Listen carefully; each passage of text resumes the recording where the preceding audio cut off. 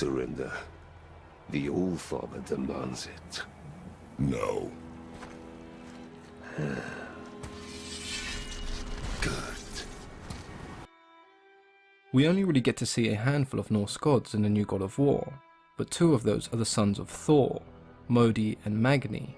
Like with so many of my God of War videos, this video most likely contains spoilers, so if you haven't played through the story yet, or you just don't want to be spoiled, then please click away now. Most of what we see regarding the brothers is unique to the game, as mentions of Modi and Magni in Norse mythology are quite scarce.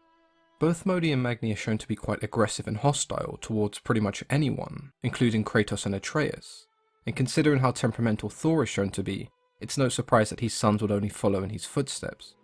Modi and Magni serve as one of the major boss fights in the game, and after quite a brutal scene, Magni is killed, with Modi fleeing, only to be blamed by Thor for his brother's death. After several more encounters with Modi, he would also eventually be killed, this time by Atreus. In-game we see that Magni possesses a great deal of strength, and both Modi and Magni are capable of harnessing the power of lightning, a power that is never really alluded to in their mentions of Norse mythology. The biggest difference between Modi and Magni in God of War and Norse mythology is that the brothers were actually part of the few survivors of Ragnarok, where they would eventually inherit their father's hammer, Mjolnir, and this does seem very unlikely in game now, with them both being dead and all.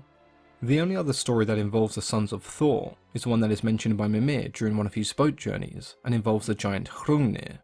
When Thor swung his hammer at the giant, smashing his head into pieces, Hrungnir fell on top of Thor, pinning him to the ground. Thor, unable to move the giant, called for help from the other gods, who despite their best effort, could not budge Hrungnir's body. When Thor's son Magni saw his father in distress, despite only being 3 nights old, the child came to Thor's aid, lifting the giant with ease.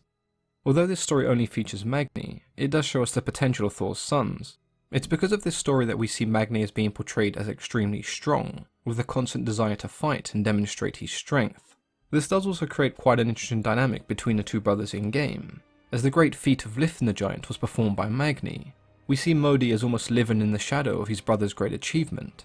This becomes somewhat apparent when we see Modi confront Kratos, telling him that he earned his father's hammer, but because Magni is dead, everyone will assume that is the only reason he was given Mjolnir.